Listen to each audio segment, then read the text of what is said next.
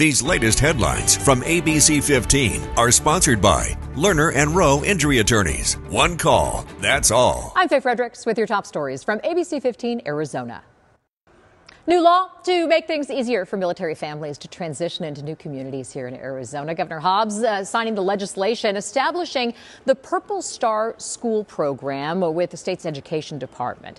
Back in November, we visited Great Heart's Trivium Prep in Goodyear. They're among the first in the valley to offer services to kids from nearby Luke Air Force Base. To be part of the program, schools need to meet specific training and service requirements to help students who've moved because of family military service.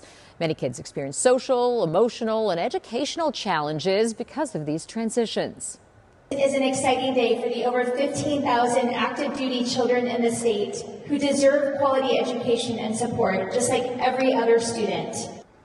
Some 40 states are Purple Star designated, with Arizona being the latest. ABC15 just getting a new update on that deadly incident at the Taiwan Semiconductor Manufacturing Company plant. The ABC15 investigators reaching out to the Arizona Division of Occupational Safety and Health, confirming they were on site today to investigate the death at the construction site near the 303 and I-17. Phoenix police confirm a 41-year-old man was killed. He was a waste disposal driver. We're told there was an equipment issue leading to an uncontrolled pressure release. Driver was hit by an object sailing from more than 20 feet from the trailer. TSMC says he was not an employee of the company. Our ABC15 investigators staying on top of this story today, looking into the safety precautions at these plants. See their coverage tonight at 6.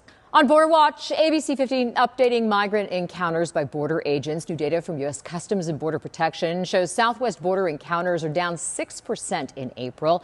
We dug deeper into those numbers to see what it looked like here in Arizona. Tucson sector, where last year's surge led to the Lukeville port of entry being temporarily shut down, had just over 31,000 migrant encounters, down more than 10,000 since March. Since Title 42 went away 1 year ago, Department of Homeland Security has removed or returned more than 720,000 people out of nearly 3.2 million. According to CPB, the majority of those people removed crossed the southwest border into the U.S.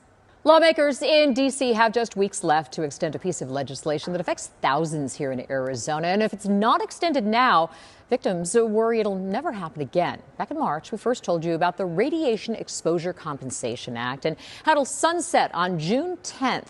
It partially pays for those who've been victims of nuclear testing, some of whom face life-ending cancers. Survivors weren't made aware by the U.S. government of how damaging nuclear exposure could be.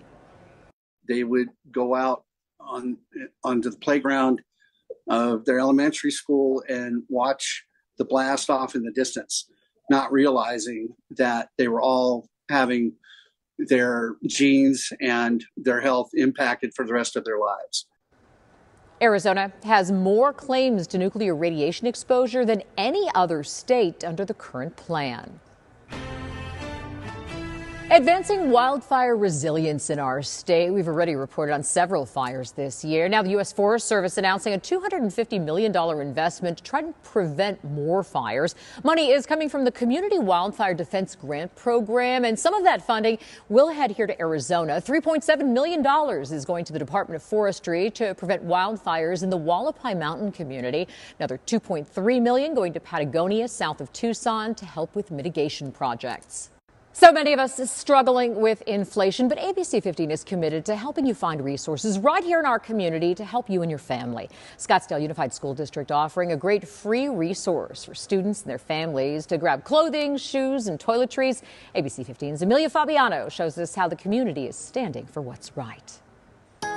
Well, it was our first measurable rain in Phoenix in the month of May since 2019. Some of us waking up to rain this morning, 1/100th of an inch at Phoenix Sky Harbor. And now this storm system is clearing out of here and high pressure is building in. So it's dry and back to the triple digits in the valley tomorrow. Sunshine and 74 around 6 a.m., 84 at 9 and 94 at noon. Then we're going up to 102 around 4 p.m. before those temperatures drop back into the upper 90s at 6 o'clock tomorrow evening. Walking you through the next 7 days, lots of triple digits in the days ahead. Saturday hitting 102, Sunday at 100, and then breezes pick up this weekend too ahead of another weak storm system. It's not going to bring a whole lot of rain to Arizona, just a slight chance along the rim early next week. But for Phoenix, we get these breezes and a little drop in temperatures, which will take us back down into the 90s next week.